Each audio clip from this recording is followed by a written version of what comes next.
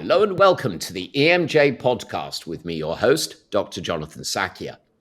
Today, I'm absolutely thrilled to be joined by Dr. Adrian Owen, Professor of Cognitive Neuroscience and Imaging in the Departments of Physiology and Pharmacology and Psychology at the University of Western Ontario in Canada.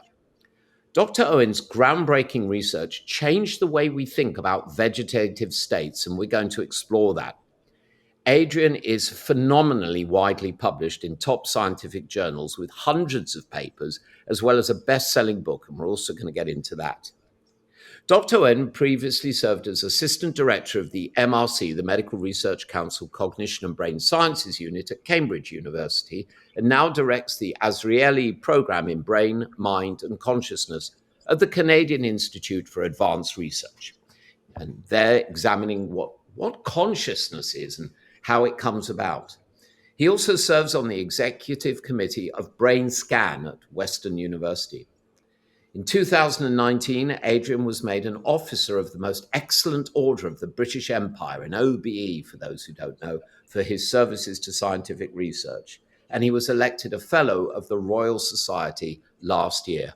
And for those people who aren't familiar with that, that's about the top scientific honor you can get, certainly on this side of the duck pond.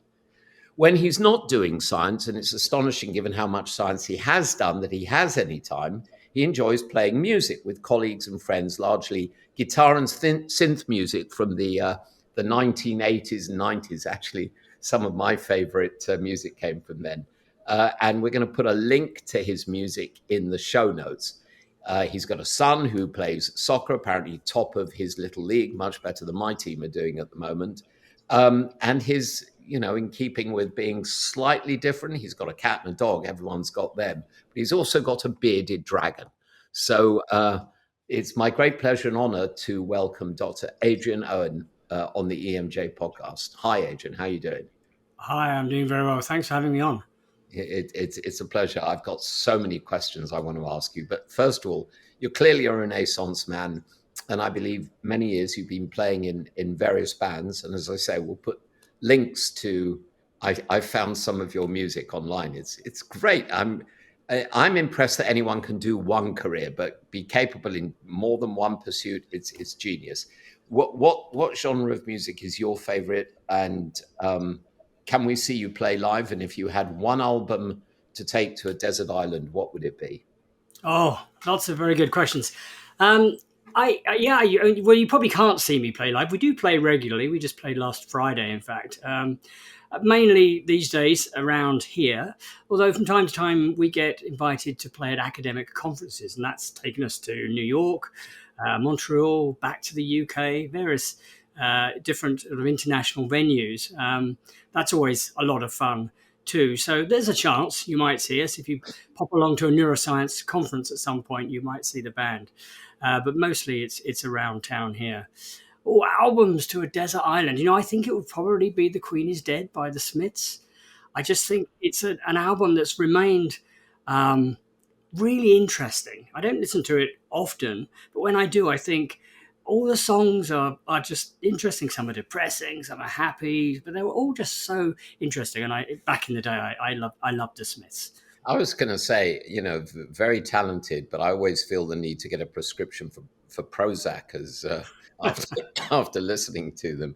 So let's dig into your groundbreaking 2006 discovery. You showed for the first time that functional neuroimaging could be used to detect awareness in patients who otherwise were thought to be in a vegetative state, nothing going on. Take us back to the research that led to that discovery, and how did you learn that patients who appeared to be entirely out of it could actually communicate their thoughts to the outside world? Is that the same as a locked-in patient? Well, diagnostically, no. I mean, the actual situation is rather similar, but of course, locked-in patients can normally, blink an eye or move an eyebrow. I'm sure people have read stories of patients who've been able to communicate by moving those parts of their body. We're talking about patients who can't even do that. They can't even move an eye or blink or anything like that. And of course, up until 2006, we didn't even know such patients existed because literally there was no way of knowing that. So Yes, we were the first to discover not only that you could do it with MRI, but actually it existed in the first place. And it was actually the culmination of about 10 years' work. I mean, we started very early using PET, positron emission tomography, originally, just sort of doing things to patients in the scanner, playing them sentences, playing them music, even telling them jokes. We tried all sorts of different things to activate their brains, and very often it would work. And we would be left wondering, well, what does that mean? Are they in there, or is it this just sort of some distant echo, some residual brain activity that's sort of automatic? And it wasn't until 2006 that the penny really dropped for me when I realized, well, what we need to do is to get them to think about doing something, not, just try and stimulate them with music or a joke, but actually say, hey, if you can hear us, think this. And of course, we came up with a couple of tasks that we knew would activate particular types of the parts of the brain if the person was thinking that thing. The one that I guess is going to go to my grave with me is getting them to imagine playing tennis. That was the thing that really made the headlines, because we know that activates an area called the premotor cortex right above the head. And of course, this patient, the famous patient from 2006, activated that part of the brain when we asked her to imagine playing tennis. And that's how we first got in. We realized she was in there. Wow. And how did it flow from there? I mean, what are the well, let's talk. Let's dig into. I want to come at this from a couple of ways. You wrote a popular science book, I guess that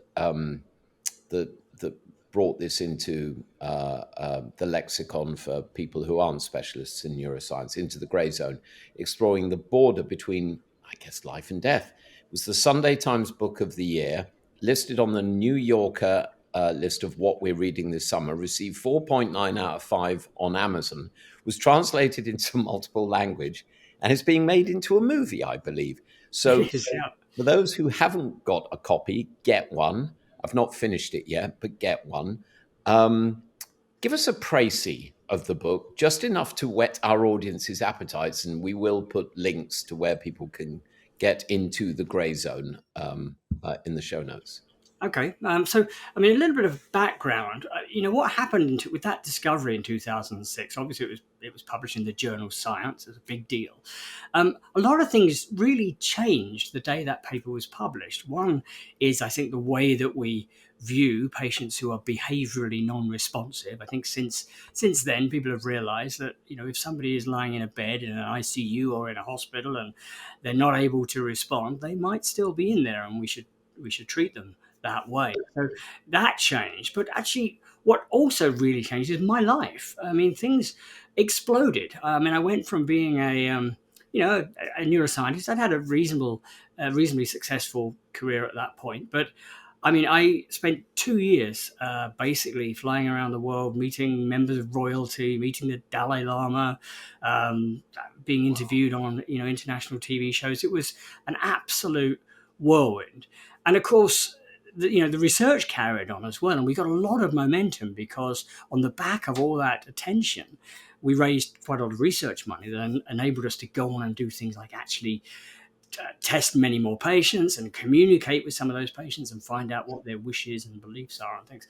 So it made for quite an interesting story, both as far as the patients are concerned, and as far as my life became, very much more interesting than it was beforehand. And so people started knocking on my door saying, "You got to write a book about this. You've got to write a book." And I kept saying, "I don't have time to write a book. I got to do the research." And eventually, a book agent in New York wore me down. She said, "You've got to write this. This is such a compelling story." So I did, and it was much easier than I expected, to be honest, because, of course, I was writing about things I was extremely familiar with.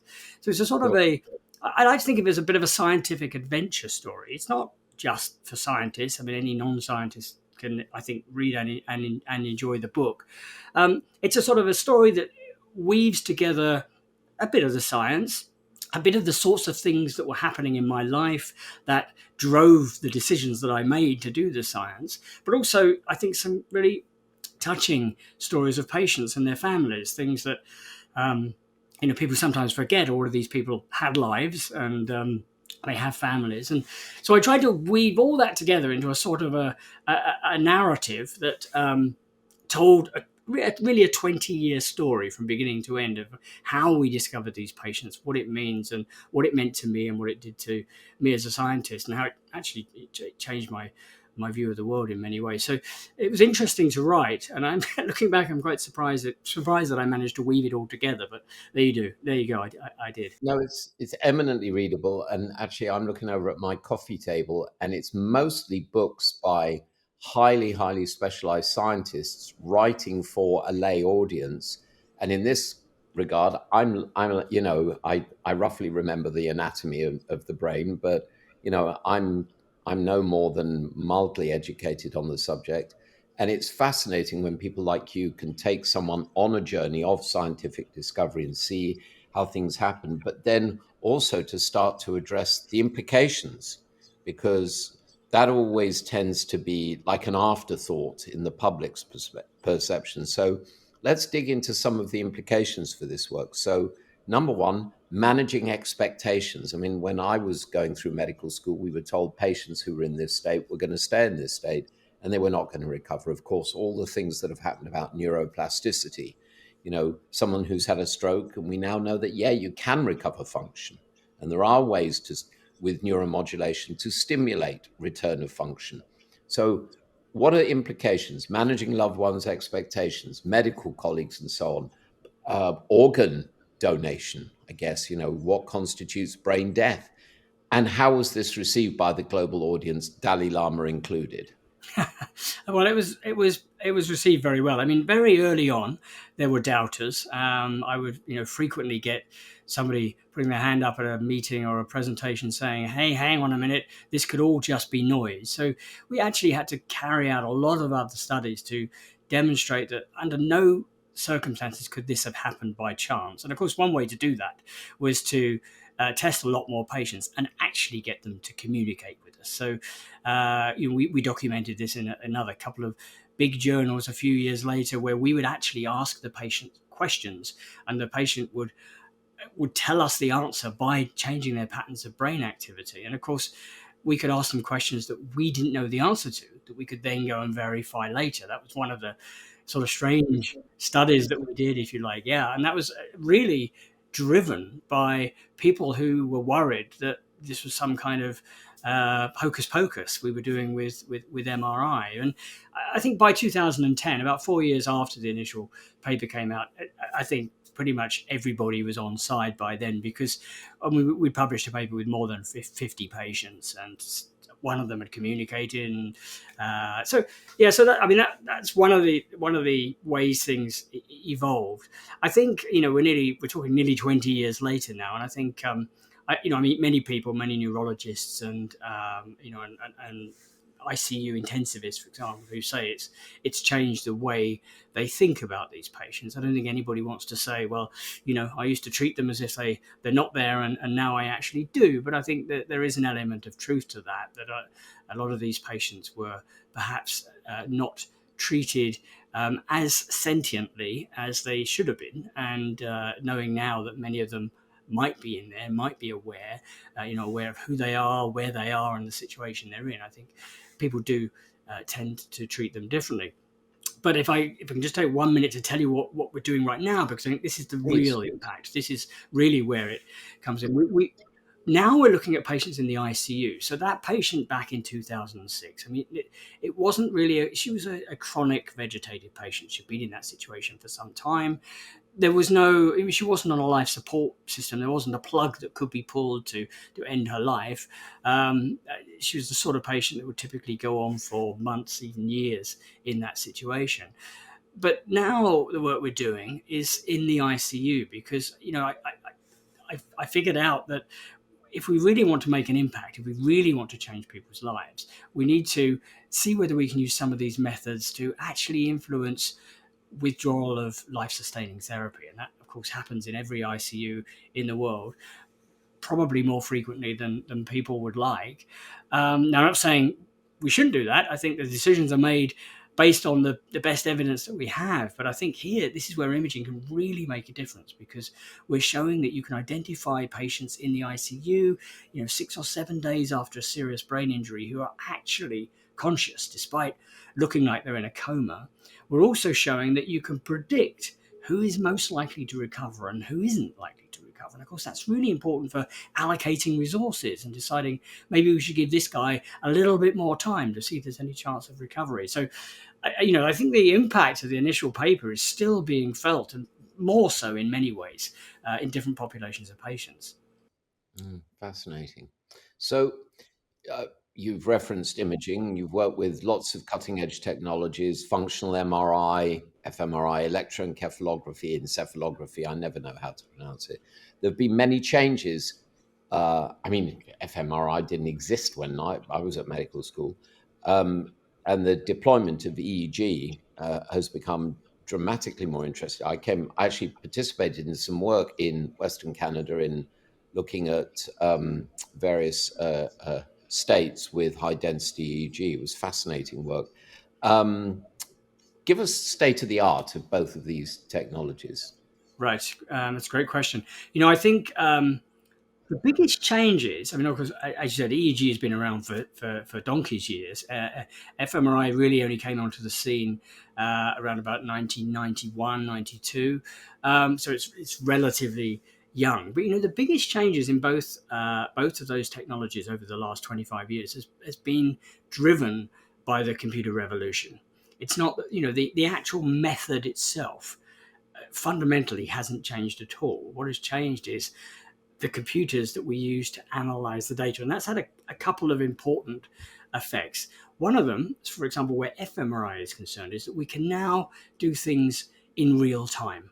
So whereas back in 2006, when we first discovered the patient who was conscious, we didn't know on the day that was true. We had to sort of take the data off the scanner and take it away and analyze it and churn it through all sorts of computational algorithms, and it took at best a few days to get to the bottom of what was going on. Whereas now, I do it routinely with the patient still in the scanner. I can tell you whether the patient is conscious while they're still there. Now, because it's instant, and that's computers that have allowed that to happen, and I think that's been extremely important for us, because, of course, if you're going to communicate with a patient, you don't want to ask them a question and then find out the answer 2 days later. You need to know the answer now so you can follow it up with another question. Okay, you're in pain. Well, let's try and work out where that pain is. And that's the way we use fMRI today. The same is true of EEG, but it's had a slightly different effect. So again, it's computer power, and I'm sure everybody is used to seeing little squiggles, electrical signals on an EEG readout, and that's an awful lot of data to analyze. And again, computers have made it possible to do that in real time. Now, what that allows you to do with EEG is to generate so-called brain-computer interfaces. These are things that you can use to, for example, control a computer cursor with your brain, just by thinking about moving it around the screen. And there are lots of people working on these types of technologies at the moment. They're getting better and better every year. But of course, it's only possible because the underlying the computers in the background are crunching the data so quickly that you can get an instant readout and move that cursor instantly based on what's going on in the person's brain. And I think that's a really exciting area. I think we are moving into a situation where we will be able to communicate with patients very soon in real time using things like EEG. Yeah, fascinating. Though there was a good number of years ago, I worked on a project for a robotic exoskeleton, and it was the first version was for people who were paraplegic, but we then wanted to deal with people who were quadriplegic, right? But they couldn't use their hand, obviously, to control a joystick to move the robot. Um, and we had a brain computer interface. It was pretty basic, but it blew my mind to think, and I presume with AI and the ability to crunch huge data sets, our ability to interpret EEG and fMRI data will become even more profound. It is. I mean, there was a time when I would, project these things 10 years from now and say, well, 10 years from now, we may be able to do this. Honestly, now I think in terms of months. I think, I don't know, this time next year, I have no idea what we will be capable of. Things are moving so quickly. Yeah. So specifically for EEG, how can it be used to diagnose perhaps the effects of TBI, traumatic brain injury, progressive dementia, also to monitor a disease progression or treatment, and for fMRI likewise? What?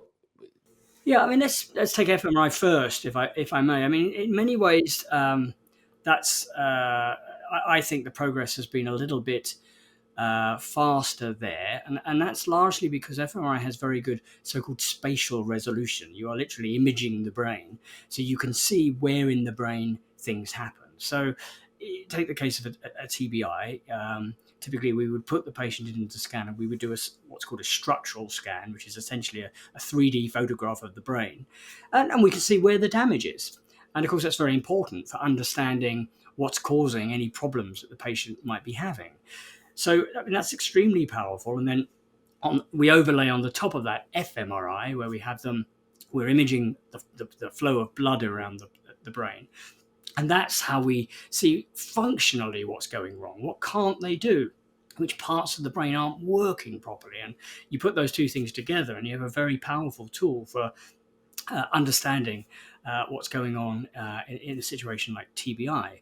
Now, take a population you mentioned, people who are demented. Now, here, it's slightly different because there's no one area of the brain that's implicated. There's no sort of bit of brain damage you can point at, but there are many things you can do with fMRI to look at things like how different areas of the brain are communicating with one another.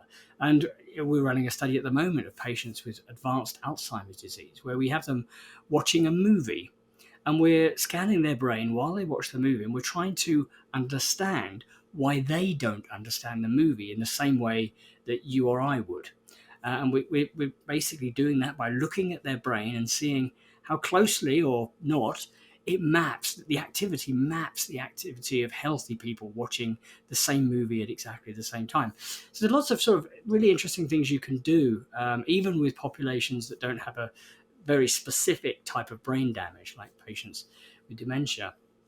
With EEG, I think it's a little bit trickier. I mean, I think you do have some spatial resolution these days. You can make some reasonably informed good guesses about where in the brain things are happening. But the main thing with EEG is it's very fast. So, you can, because we're measuring electrical activity, we can instantly see when something happens. You're not so good at knowing where it's happening in the brain, but when it's happening. And that's very good for looking at things like, well, why is somebody's thinking slow? Why is it delayed? What is it that they're, not getting at any particular time. So yes, again, we use EEG in the context of having of people watching movies, and there we use the temporal information, the timing information of where when different parts of the brain activate to try and deduce why somebody is, for example, a patient with dementia is not getting the same information out of a movie that a healthy person would. And that's the link to consciousness, to be honest. Because I mean, that's my link to consciousness. Because for me, consciousness is our overall experience of the world. How do we integrate what's coming in from the outside, all the events going on in the world, everything we see, hear, smell, taste, with what we know about the world in our brain, inside our brains, our memories, our previous experiences. That's what consciousness is, and in a way, we're trying to understand the building blocks of consciousness, both from the anatomical perspective through MRI and through the temporal or the timing perspective through EEG. Right. Fascinating. Because I have seen some work on using EEG to assign a vital sign, if you will, to the brain, right? Based on that. So it's early days yet, still, but as you say, this time next year, who knows? Moving forward in your CV, in 2010, there was a published study on brain training games, challenging the idea that these games actually improve cognitive function. I'd love you to tell us more about this study for a number of reasons, one of which is purely selfish. So, the conversations I have with my son about the value of these things, uh, and what actually does work when it comes to keeping our brains sharp. I don't know if you've ever seen it. There's a documentary about the life of a woman named Dr. Marion Diamond called My Love Affair with the Brain. She died a few years back in her 90s. She was at Stanford. Brilliant woman. And she, whether she coined the term use it or lose it, but it was all about, using your brain. Um, Tell us about the games. Tell us about what keeps our brain sharp. Do these darn things work? And have you looked at multitasking? Because my perception is it's a total mythology. I struggle to do one thing well, let alone many at the same time. It's interesting you should mention that. You don't know this, but I've just finished a second book, which is largely about brain training and multitasking. Hopefully, it'll be out this year. The title's "Thinking on Your Feet." It's about how our frontal lobes help us do things like multitasking. And one of the chapters in that book really makes the point that I and actually many other neuroscientists like me don't think there's any such thing as multitasking. You Hooray! you actually can't do multiple things at once. You think you can. It's Yeah. perhaps the brain's greatest conjuring trick. But actually, what you're doing is you're shifting very quickly between the different tasks. And there is always a cost associated with that. And I go into a series of studies that have looked at things like, well, why is it that you can have a conversation with somebody and drive, but try having a conversation with somebody and doing the crossword at the same time? Completely, they're both equally sort of difficult or easy tasks to do, but for some reason, crossword in a conversation is quite hard. Driving in a conversation is very easy, and there's a lot of information in there that tells us that we can't multitask. It's just that the size of the so-called switch cost, the cost of switching between the two, is much smaller for driving and talking than it is for, say, doing the crossword and talking. But I know that wasn't really a question. Let me tell you about the brain training study back in 2010. So I've always been a person that was attracted by scientific questions that interested me. I've never been somebody that sort of went after the money just because that's what was being funded at the time. I always just do what I sort of feel is interesting. And I was sitting on a tube train in London in the UK back in probably 2008, 2009. And I looked around me and I could see all these people heads down with their mobile brain trainers. I thought, this is amazing. All these people are brain training on their morning commute. And I thought, well, does it work? And my intuition was, well, of course it doesn't work, because if it worked, all the smart people I knew would say, well, it's because I brain train, twice a week. And I didn't know anybody that brain trained. And I was surrounded by an awful lot of smart people at Cambridge. And also, people that did brain train would tend to be, a bit smarter than those that didn't. I didn't see any evidence of that either. So we partnered with the BBC and we did a huge study, 11,600 people. We got them brain training with what was then the most popular brain training game of the time for 6 weeks. They did it several times a week for 6 weeks, and we tested them. We tested their cognitive abilities at the beginning and at the end. And lo and behold, they got really good at the brain training games, but they got of course, if you ride a bike every day, you get better at riding a bike, right? But they got no better at anything else. Even things this is the really surprising result, I think, even things that were quite closely related. So, for example, we had one of the brain training games involved them, remembering sequences of digits, remembering numbers and a bigger and bigger sequence. Of course, people got better at that as they practiced, but they didn't get any better at remembering a number of different pictures of objects. So a test that's ostensibly basically the same, remembering stuff, they didn't get better at it. And so we were very lucky. It got published in Nature, in the journal Nature, and there was a BBC documentary special came out on exactly the same day. So it attracted a lot of publicity, and it still to this day remains the largest brain training study that has ever been carried out. And I think for many people, it's definitive. Of course, we got a lot of pushback. People say, well, maybe they didn't train for long enough, or maybe you trained them on the wrong tasks, but we used essentially what was the most popular commercial brain trainer at the time. It was what people were using to brain train, and they did it for the amount of time that was recommended by the manufacturer to make them to improve their brain function, and that obviously didn't happen. So yeah, it was a lot of fun. We've done a few follow-up studies too since then on brain training, but that was the big one. Yeah. I'm going to take that little soundbite where you say, yeah, you can't multitask, and I think I'm going to make a loop and play that for my son and for my friends who think you can. I mean, as an aviator, we have a concept of when you're flying an airplane, if you're telling your passengers in a smaller aircraft where you talk to them directly, that there's the concept of the sterile cockpit, which is when I do that, you shut up, you don't speak, because you will distract me. You need 100% of your face. It's mindfulness, basically, right? It's the stuff that John Kabat-Zinn talked about. Focus on one thing and do it well. That's So right. Yeah. I want to go in a slightly different direction, Adrian. Your discoveries in cognitive neuroscience, and I've hinted at it earlier in talking about end-of-life issues, they have profound ethical implications. Would you say that your work has influenced medical decision making regarding life support and end of life care? And if not, why not? Yeah, well, that's a question that requires quite a nuanced answer, I'm afraid. I mean, I think the truth is, yes, it has, but not perhaps as formally as certainly I would have like it to have done by now. So when I say it has influenced decision making, I mean, people do now look at patients who are non-responsive and question whether they do have any awareness or not. I think that's fairly widespread.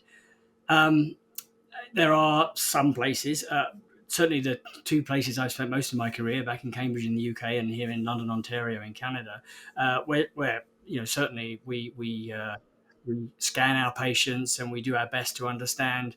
Who's conscious, who isn't conscious, who's going to recover, who isn't going to recover, and that information to some extent does get used in the clinical decision making. But I don't know that there's anywhere in the world that it's so-called standard of care to give somebody an fMRI. And the reasons for that, I think, are very complicated.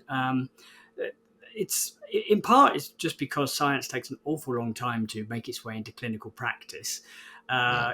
And this is not a population that is high on the priority list. I mean, as you have already said, most people think, well, they're in a vegetative state, there's no hope, they're going to be like that forever. And I think trying to shift that sort of clinical inertia, for want of a better term, has been quite difficult. I think if this was a different type of patient population, things might move a bit more quickly. The other thing that's an interesting bit, people might be interested to hear and understand this. The other thing is that clinical bodies that sort of make decisions about what is and what isn't standard of care, they like things to be stationary for a while. They don't like things to move. And whenever I've had discussions, both in science journals and in person with people who sit on these bodies, they'll often say things like, well, you keep moving the goalposts. In 2006 you were using this technique and say fMRI, and then 3 years later you were using EEG, and we don't really know what to suggest as being the standard of care. And it's funny because that's science, right? I mean, we're way better at detecting awareness in patients this year than we were back in 2006 when we first did it. But for the regulatory bodies that sort of move things into treatments that everybody must have, or approaches that everybody must have available to them, for them it's a nightmare because they don't know what to settle on. Should people be having this fMRI task or that fMRI task, or should they be having EEGs? Or so, I mean, the guidelines are changing, both in Europe and the UK, and in the US. The guidelines for patients in chronic long-term so-called disorders of consciousness, the recommendation now is that imaging methods like EEG and fMRI are applicable and should be tried where appropriate. But their wording is very guarded. It's in some cases it might be warranted. I'm probably not quoting it completely accurately, but it's a little bit guarded. It's not gone as far as saying, yeah, everybody should have an fMRI scan as long as it's safe to do so, which is what I think, where I think we should be today. But Yeah. there are many forces that make these things move very slowly. Yeah, you're absolutely right. And, I've sat on guideline committees, and it always struck me as being like that marvelous scene from Monty Python's Life of Brian, where they're negotiating what to call their organization and what it should do. And, I never did very well on guideline committees because it just wasn't moving fast enough or being bold enough. So I always think in science we should use the best possible evidence today to do something, monitor what happens, and change and adjust as the data suggests. I've got one final question for you, Adrian. Actually, I've got about 100 questions for you, but I'm aware of time. I like to ask every guest, if you had 3 wishes for your area of science, healthcare, what might your wishes be? 3 wishes. Okay. First one would be what we've just talked about. I think I would like every patient with a so-called disorder of consciousness. That's a coma, vegetative state, minimally conscious state, even locked-in syndrome. I would like them all to have access to advanced neuroimaging techniques, because I think next year we're 20 years since we made that discovery, and I think that's too long. And we haven't said this yet, but this is not a minority of patients. There are hundreds of thousands of patients around the world in this situation, in care homes, hospitals, long-term care facilities, even in people's private homes. And I think they should all, where it's safe to do so, have access to advanced brain imaging. That's my first wish. A second wish would be, we haven't talked about recovery, and it would be, to have a way to bring those patients back, because it's really heartbreaking, both for the research team, and of course the families. When we discover these patients and they're conscious and they're aware, and there's very little in some cases that we can do for them other than make them comfortable and find out what would make them improve their quality of life a little. So yes, some mechanism for bringing those patients back. Restoring movement, speech, and some sense of a reasonable life to those patients who are conscious but trapped inside their heads. And I think, again, that would happen more quickly if these patients got a little bit more airtime, if people really didn't sort of if they weren't a marginalized population, which they certainly are. My third wish would be to have a time machine. I think I'd like to go back. We discussed a little bit about the publicity and all the things that went on around 2006. When I look back at some of those early television interviews, I wore a terrible suit. So I would like to go back in time and stop my younger self from wearing some of those oversized suits. I mean, it all came from my fascination with 80s music, but I had these built-in shoulder pads and it was terrible. So I would go back and I would tell my younger self, 20 years from now, you're going to be on a podcast and you're going to regret that you ever wore this suit. That would be my third wish. It's funny. I have some friends who are musicians who were very successful in that period of time. And they say, I still love the music. I watched the music video and it's like, oh my God, I wore that? Really? And that's very, very funny, Adrian.